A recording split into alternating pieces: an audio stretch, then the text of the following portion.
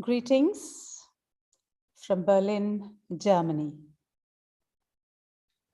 I take great pleasure in inviting all of you to view this presentation today, which is the module end presentation of what I have coined CoreConcepts emotive-kinetic. It is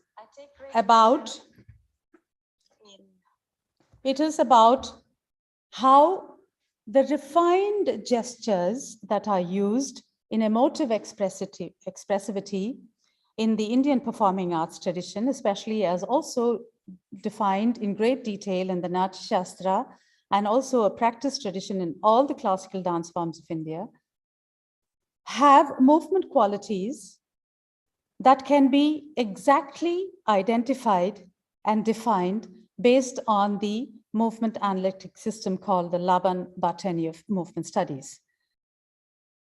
And there are different categories of understanding movement thus. What we have done here is we've used Laban's so-called effort category, which looks into how the weight of the body is used, whether it's strong, active, light, or it is heavy, limp, or the focus called space. Where is my focus directed to? Is it direct? Is it indirect? There is the time quality. Is something instantaneous, the movement instantaneous or more sustained and lingering? And then there is also the flow aspect. So is it in free flow? Is it in bound flow? Is there tension? So emotions bring all these changes in us. And over and above that, what I found most interesting in my own research was that what is called shape flow or shape flow support. This is an internal movement, an internal shaping, which I identified at the level of fascia. And shape flow is something that is happening as emergent movement in what I call emotive-kinetic processes. So emergent movement during an emotion has certain qualities that begin at that shape flow level of whether you feel a widening in your body, a lengthening, or a shortening, or a hollowing, or a bulging. All these happen actually automatically. They run off automatically in an emotion. And in emotive expressivity, once we get a feel for the emotion, dancers are normally doing it automatically. But what dancers learned in this course was how to identify them and use them with specific awareness. Now, each of these emotions have also been classified in very detailed ways, both in theory and practice in the Indian performing arts tradition. And Nāṭya Shastra has written about emotions, which I found had parallels to the latest current emotion research, brain research of emotions, particularly of Damasio, where I found he classifies the emotions in the same way. So we have what are called dominant emotions, which are Damasio's primary emotions. Then there are what we call vyabhichari bhavas or transient emotions, which are not they don't hold on for a long time.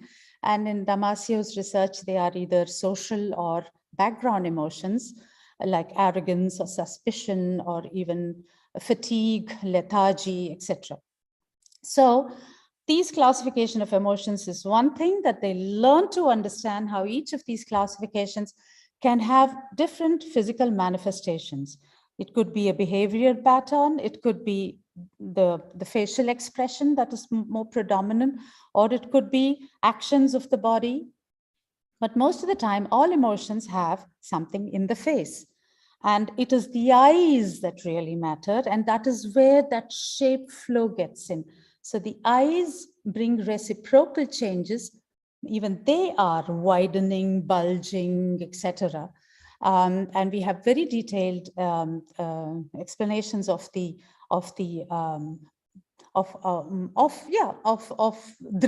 of the gaze, as we call it, the drishti.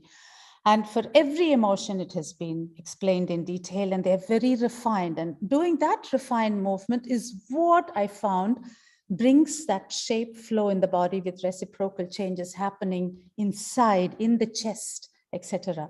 So the participants of the module, which is one of the modules of the diploma program that I'm offering called Bharata to Bhatenyev, which is a transcultural, transdisciplinary movement studies program to understand the intricacies of movement within the performing arts tradition and using it in ways that are both performative, useful for pedagogy as well as therapy. And here, this module and presentation was going to be creating a performative piece, sensing and shaping of a narrative. Core concepts, why? Because the concepts of how to create a narrative were supposed to emerge from the movement explorations and from the explorations of the movement qualities that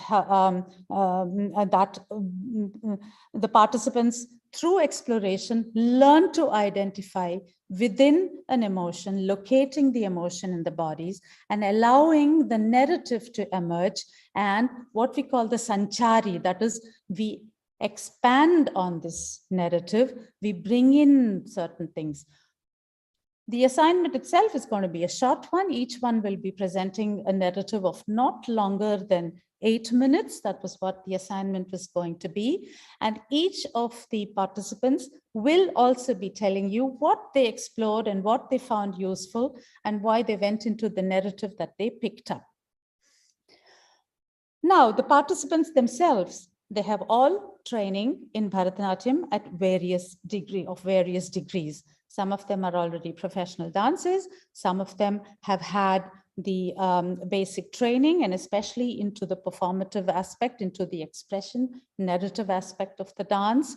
But they also come from different backgrounds themselves. So we have theater artists. I will introduce you in the order of how they're going to present their piece. So the first presenter is going to be Esha Kulkarni, and she is a professional Bharatanatyam dancer trained in India and is also a teacher. And she did this course, and she will be presenting a piece of hers, and she will explain that. And then we have Geeta. I hope I pronounce her surname correctly, Delvinakiotis. It's a Greek name, so I will not be very good at doing it. But she is a musician, as a classical Western musician. Her interest in India and the Indian culture and spirituality brought her to Indian dance. And so she's going to bring in her notions along with her own singing, which is going to be very interesting. And then we have Lina Korvait. I hope I also pronounced the name correctly, from Lithuania, who is also a Bharatanatyam trained dancer at my own academy there. And she's going to bring in her understanding of how her Bharatanatyam training and what this new course has brought her in with new explorations. And then we have Medini Shetty Thakur, who is also a professional Bharatanatyam dancer, and if I understand, an IT expert, an engineer, but she's continuing her dance. And for her, it was an eye-opener with the choreography she's learned before, how she could do it in new ways. And then after that, we have Andrea Korman. She is a German actress, German-Swiss actress, and a professional actress, and works also in films. And she got interested in the Indian performing arts, Bharatanatyam, and has been having training in Bharatanatyam, and brings in her innovative ideas that she wants to do with her theater, where she'll be using aspects of the Indian vocabulary in her work with spoken word. So there is something unique that you'll be seeing over there. And then we have Eva Isolde Balser, who is also trained completely in Bharatanatyam and taking it up professionally, but she also comes from theater. From contemporary theater, from physical theater, and is also becoming a theater drama therapist. So for her, all these things and emotive expression was one of the things that she was really interested in right from the beginning as an actress. And she will be experimenting with the typical traditional way of sitting and showing emotive expression and narrating in the Indian traditions. So these are the 6 participants that we will be presenting today. And I will be starting now. I will pin Aisha, who is going to be the first one to start her presentation.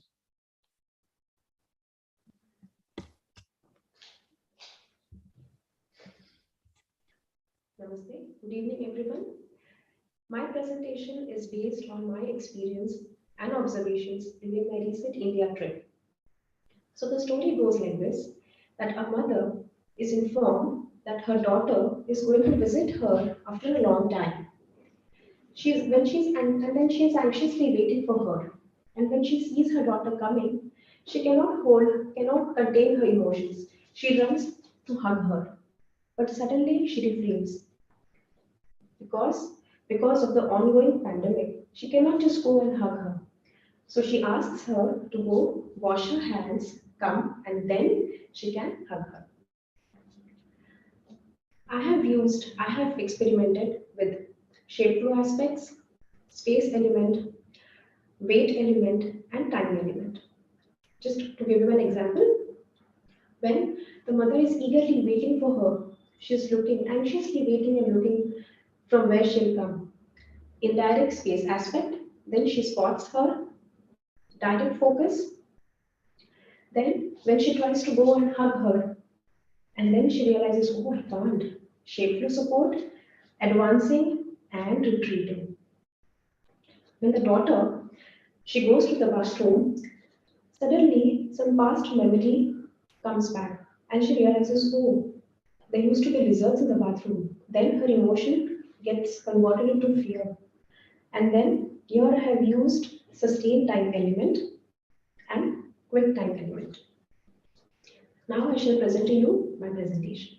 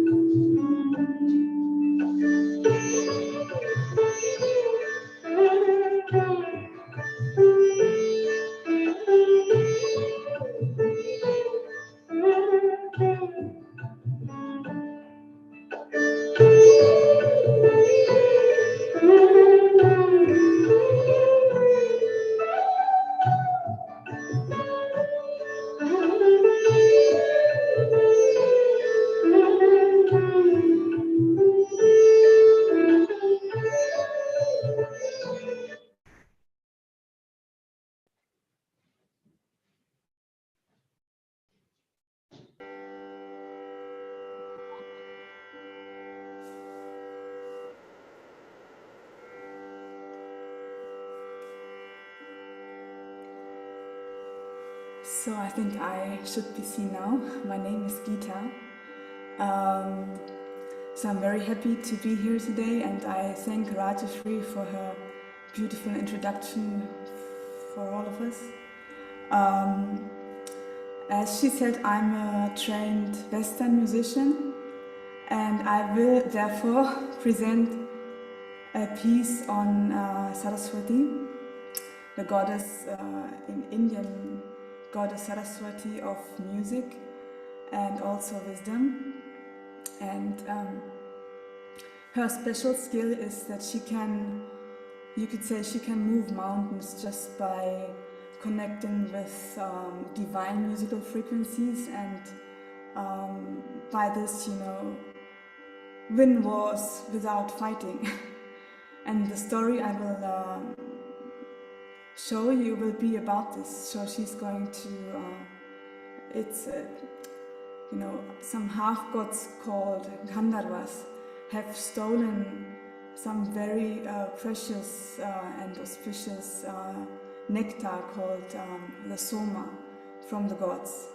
And the gods want to get this back, and they go to Saraswati and they are willing to fight to get it back. But she says, no, we will not fight. I will sing, and by this I will get this nectar back. And what I wanted to express or to embody physically was her connectedness to the earth, like her groundedness with her feet. And I used, you know, I used weight, active weight, but in a light way to try to show this. And I used also the space element to move around in space and to pinpoint special points in this space, to focus on them and to highlight them also. And what was really actually the most interesting for me was to use the inner shaping, what Rajyashree also said, the inner shaping, for example, of the eyes. What happened when you widen your eyes for showing astonishment, or you bulging your heart for showing love, or for showing energy, positive energy. So this really made me feel very different, and this changed also my approach to music. And one last thing about the song, it's a humble attempt to sing Indian classical music, and this is a composition by my vocal guru, Neela Bhagwat, and she put a tune of Saint Kabir into tune. He was a saint from the 14th century, and it is about drinking the divine nectar of God, which is a beautiful analogy to what I am trying to show you now. So, okay, I'll start.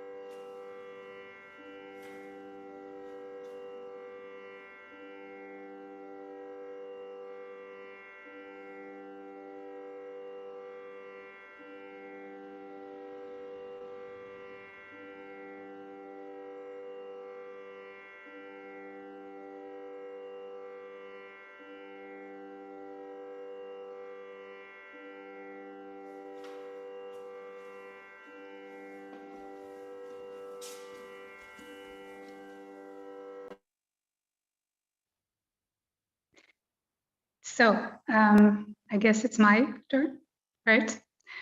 After such a mesmerizing and dreamy piece by Gita, I will be presenting quite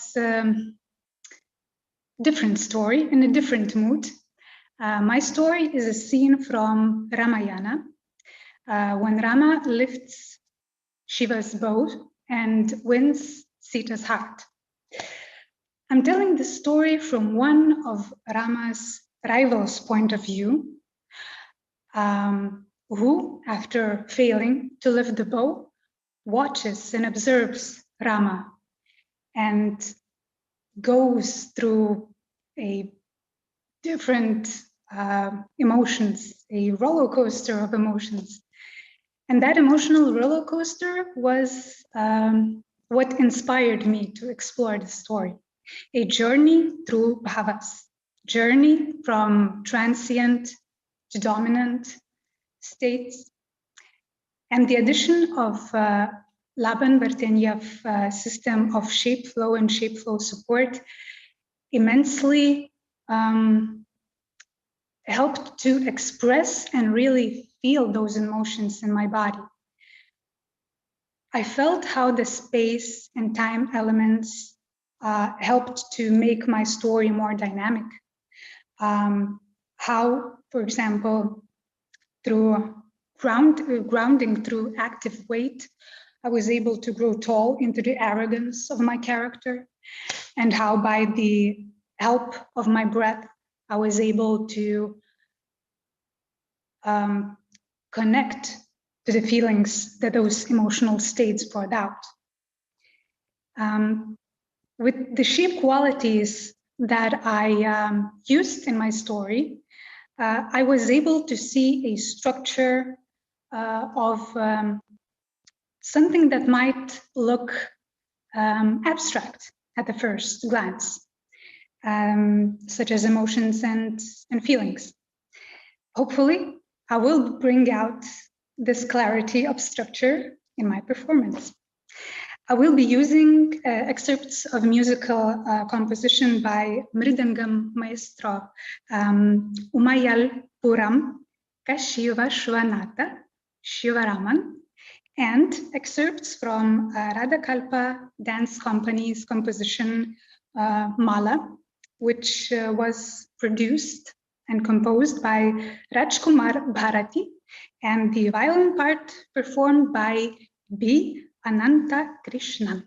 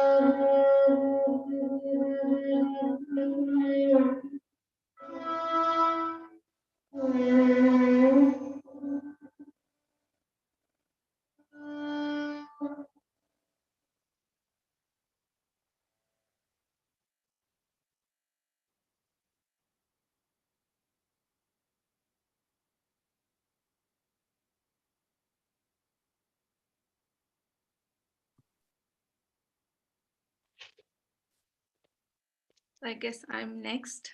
Good evening, everyone. My name is Medini Shetty, and I'm really happy to be here to present my narrative today, which revolves around a devoted wife and her inner turmoil. This is essentially a concept that was inspired by one of the traditional Bharatanatyam javalis that I learned way back 16 or 17 years ago. And this time I took myself the liberty to choreograph the entire Sanchari from scratch, putting my learnings from this CoreConcept module in place. So the main idea or the main theme behind this particular narrative is the different moods of the Nike. So it was important for me to explore the inner shape flow support, which would essentially bring out the external combination of effort elements and the time elements. So all of this put together is actually what helped shape my narrative. And for me, it was quite challenging because this was something that I had to approach with a completely different perspective. So I had to observe, understand the character, and modulate the different effort elements, the different shape elements. And it was surprising to see that every time I tried to change my effort elements, the meaning of the narrative changed. And that is how I actually brought life into my narrative. To begin with, the Nike is filled with enthusiasm, eagerness to see her husband. So she's using a lot of bound flow elements, a lot of quick movements. And as the day passes by, she is filled with boredom. She's restless because he hasn't yet arrived home. And that's why, she's really slow. She's lost in space. She's using the indirect space element, using sustained movements in her day-to-day activities that she's doing.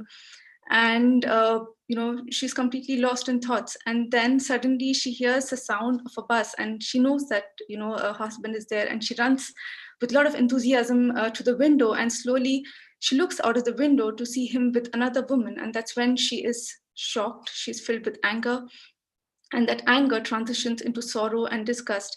And that's how the entire contrasting shape flow elements had to come into place. And that's where I explored the bulging of the eyes, the hollowing of the chest, her sinking in sorrow. And all of this put together is the essence of my narrative.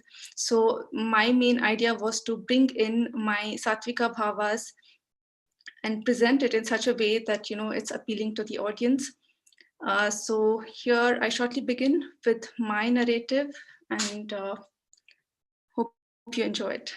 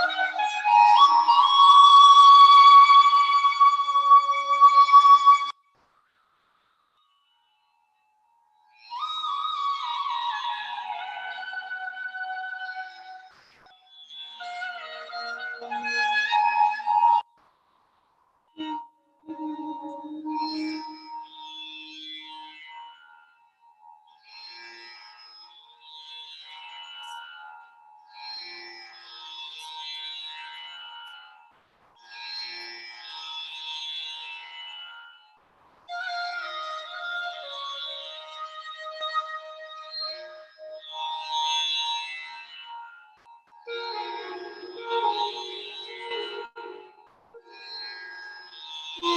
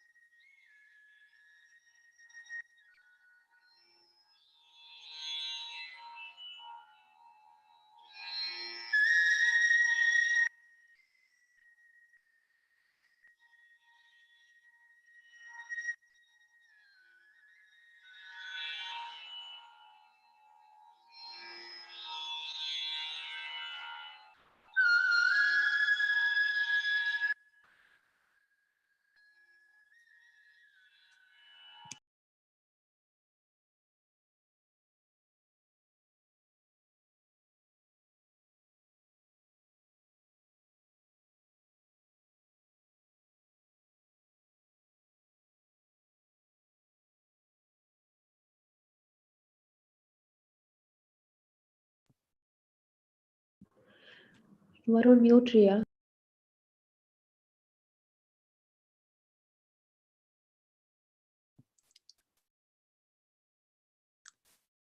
Ria, you're on mute. Unmute yourself, Ria.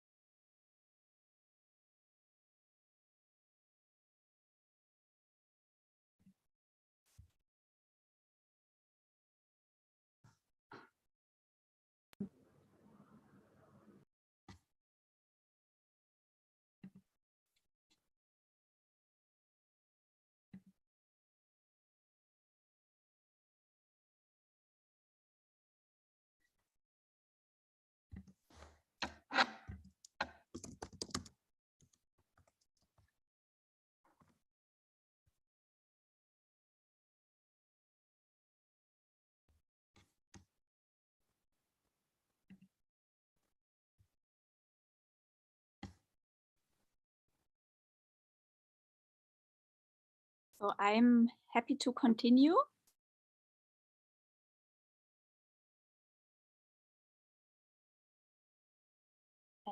I worked on the character of Yashoda, the mother of Krishna, and they are both together in my story looking at the moon. So Yashoda sees Krishna and she realizes, oh, this little fellow really looks and shines like the moon. So at that moment, she tells him, and he says, I don't know what is the moon. So they will together look at the moon. And he wants to play with it. He wants to have it. And he asks Yashoda to bring it down so he can have it. So that's the narration I worked on. And there were some moments which were for me, yeah, maybe particularly interesting when I worked on the qualities and I realized how they make a difference. So there is one moment when Yashoda is just looking at Krishna and observing him. And she's in a sustained time looking and looking, and she can't hold herself back, and she wants to call him, come, come. In that moment, there is a quick time to make him really come. And then he's not coming, so she's going again back to the sustained time. And I realized when rehearsing this of how the difference is when I use the time a little bit differently, the story and the emotion she has towards him is completely changing. Another aspect is the flow aspect, the bound flow. So there is one moment when she's hugging him. And to really feel this body, I need the bound flow in my hands. And I feel the more that I sink my hands into his body, along his body, it is as if the bound flow is traveling through my arms, through my body, and as if it is centering me. And so, yeah, centering Yashoda. Another aspect is at the last bit of my narration. Oh, sorry, I was mute. So now you can hear me? Jetzt ist aber Dings drin, Eva. Ria, Okay, Eva is going. It's your turn. Bye-bye. You can join after me, Ria. Yeah?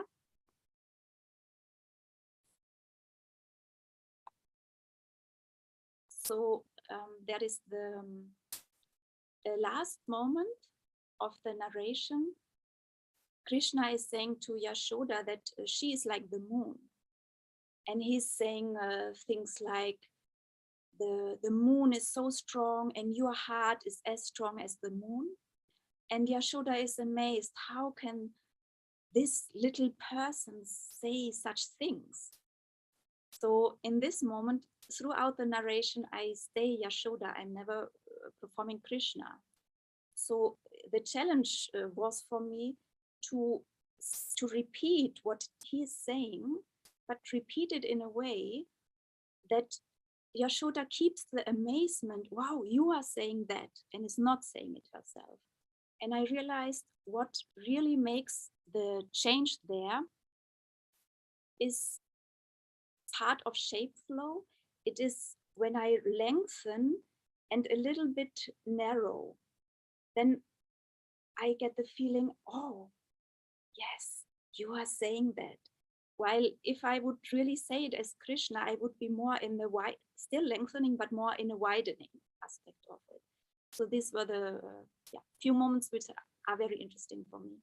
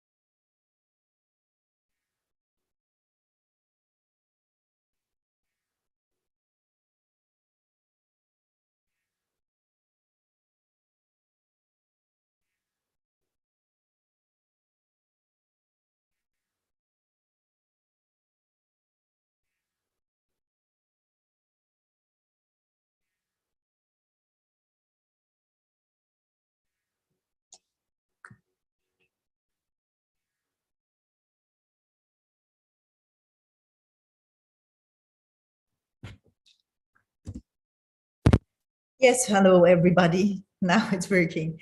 Yes, I thank you for the introduction. I'm Rajyashree. Yeah, I had a completely different approach. So for me, it's very important the connection between the organic outer world and the organic inner world in the body. Since we work on that, I get the feeling there is a lot to tell about also in acting. And out of the movement qualities we were working on, I created 6 characters by myself.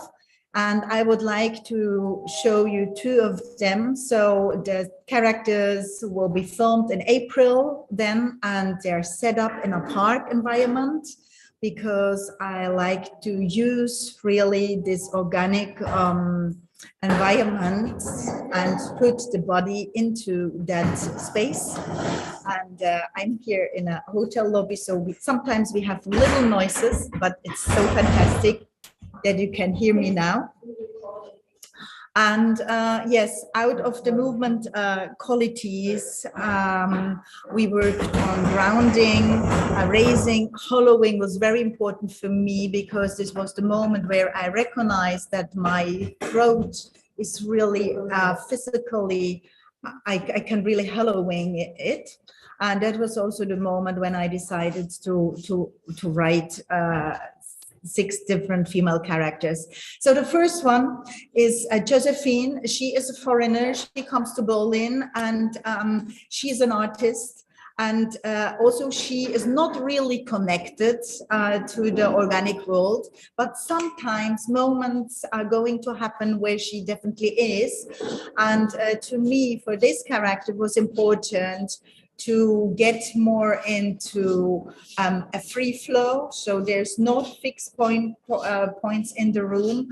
Actually, I'm acting, I'm not dancing. So I'm using my voice, and this voice is really set in the throat, and she's not so aware of the space around she could use for this voice. And then the pelvic floor is, she pushes that into the front. So I used some aspects of the work we did together.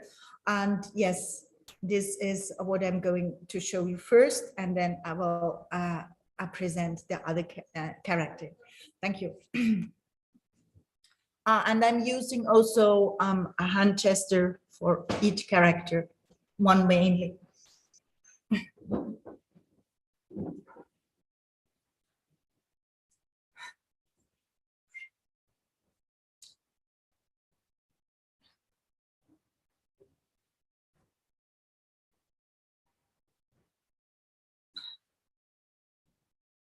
Look,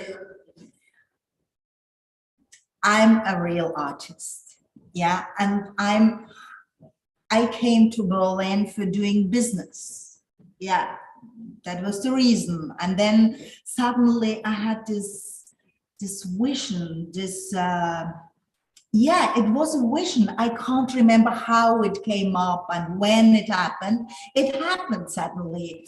It was this vision of the Hirschkuh, yeah. Is it right? Is it called Hirschkuh in German? Yeah. I mean, yeah, you know, my grandma is from Germany. Yeah, she is. Yeah, but then suddenly I realized it's only the Hirsch. So only the stag has antlers, you know, has Geweih. And I must say, people are so aggressive in Berlin. Really, they're so rude. It's incredible. Did you know that? I was so shocked. So that brought me actually going to the park. And I went to the park, and then I was looking to the right and then to the left. And because suddenly I realized something has changed, and I didn't know what. And then I realized, oh, my brain get connected to the treetops. And you know what? Then I realized the real secret about the Hirsch. It's connected to heaven. Yes.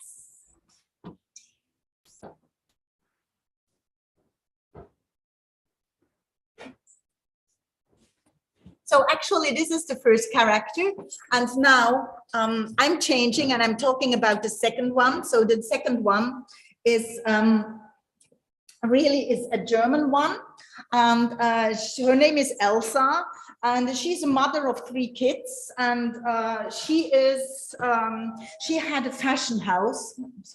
She had a fashion house, and because due COVID, she had to give up this fashion house. And now she's confronted with her 3 kids, and the kids are still there. I will talk in a German dialect, so actually you won't understand much. That's why I'm telling the story now. Yes, this is her last day. This is the day where she sold all her goods of the fashion house. And the moment there was a friend, and he gave her a t-shirt with the, you will see what's written on the t-shirt. And she is not speaking English, actually. She's really German. And she's talking about, she goes to the park to find some connection to the trees, to the ground. So here I worked especially with the aspect of grounding, and also just a second. So just imagine this here is a tree, and she comes to the park. I hope you can see this a little bit like this. Yeah, she comes to the park after she sold out everything, what she created in life. That was her fashion house. That's where we are.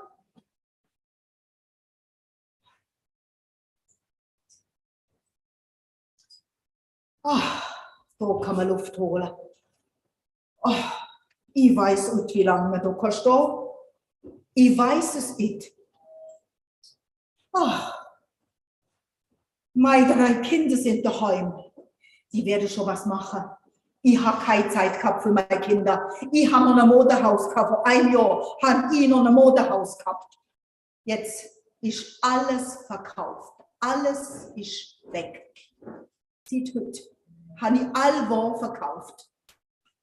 Und die Kinder sind noch daheim. Diese waren vorher schon da und jetzt sind sie immer noch da. Da kann man gut schnaufen. Ich weiß nicht, wie lange man da kann stehen. Ich weiß es nicht. Da hat mir ein Freund ein T-Shirt geschenkt. Human Tree. Da habe ich gedacht, damit gehe ich. Damit gehe ich in den Park. Ja. Ich weiß nicht, wie lange man da kann stehen. Ob es mehrere Stunden kann sein, ob man eventuell irgendwo feststeht. Da gibt es doch auch die Bäume mit wo nach unten die Äste wachsen. Ja, die wachsen nach unten, die Äste. Wie heißen die nochmal, die Äste, wo die Rohr nach unten wachsen? Das sind, wie heißen die denn nochmal? Es muss mir doch einfallen, wie die heißen. Man kann doch wirklich verbunden sein mit denen. Ja, jeder Park hat solche. Wissen Sie nicht, wie das heißt? Ich kann mich kaum erinnern. Ja, dort ist so einer. Ich glaube, das sind Trauerweiden. Ja, Trauerweiden.